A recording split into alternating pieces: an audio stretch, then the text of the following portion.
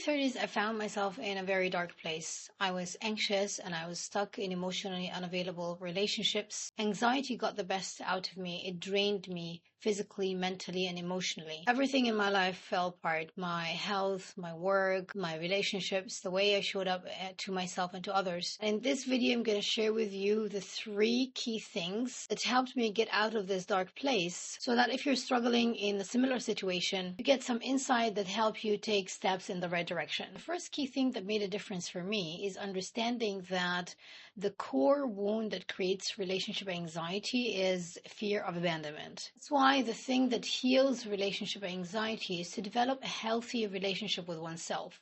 Now, the essence or the foundation for having a great relationship with oneself is to develop self-trust. And self-trust is not a personality trait. It is a practice. It's a skill that anyone can learn at any stage of their life. And self-trust is a conviction that you can rely on your own judgment, emotions, and decisions, especially in difficult times. The reason I was struggling with anxiety back then and stuck in emotionally unavailable relationships is that I did not trust myself enough to be able to face my emotions, to work on my wounds and insecurities until I get myself to a better feeling place.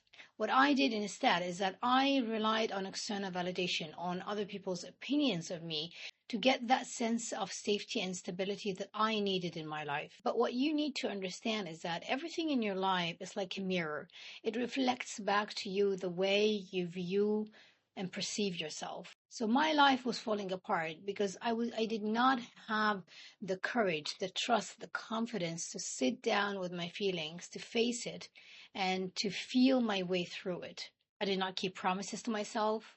I did not trust that I was going to be the biggest support, the biggest cheerleader, and my own best friend, going to stick by my side every step of the way, especially during difficult times, even if anybody in my life chooses to leave. This is the level of self-trust that is going to keep you safe, to make you feel safe in the face of abandonment. The second key thing that really helped me back then is realizing that anxiety is physical. It is a pattern that gets conditioned into our bodies during early childhood. That's why the most effective way to release it from our bodies is through nervous system regulation. This could be through meditation, breath work, to name a few of the strategies, or at least these are the ones that worked for me. That's why I made it a habit to meditate every single day since January 2019. I haven't missed a day because at first it is a habit, it is something I do.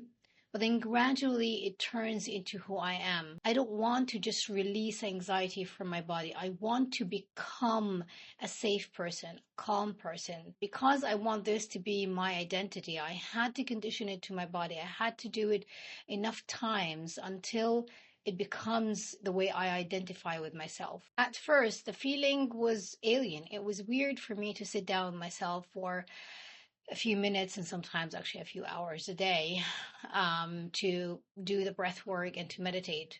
In the beginning, it was challenging. It was weird because I did not feel comfortable enough to sit down, to allow my feelings to come up, and to, most of the time I ended up crying in those meditations because it was probably the first time in my life that I allowed myself to feel everything there is inside of me that needs to be felt. But then gradually it became easier, and the more I did it, the more I connected with who I truly am. The third key thing that made a difference in getting me out of that dark place was to believe in my own worthiness, regardless of external circumstances or relationship status.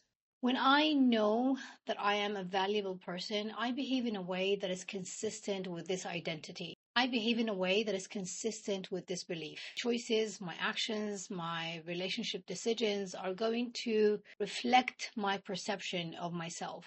I will not tolerate disrespect, confusion, or inconsistency, or any similar behaviors from someone else that put me down or make me feel bad about myself. When this is the belief that I have of myself, the people I attract or allow into my life are going to resonate with this energy, with this frequency. Because now I know that my relationships are like a mirror that reflect back to me the image I hold of myself and the value I put in my own presence. The last thing I want to leave you with in this video is that relationship anxiety is an emotional pattern that we have unconsciously picked up during childhood. It is reversible, it's not bad luck, and it does not reflect your value. It only means that we haven't yet learned a healthy way to relate to ourselves and to others. This is something that we can learn at any age and any point of our lives.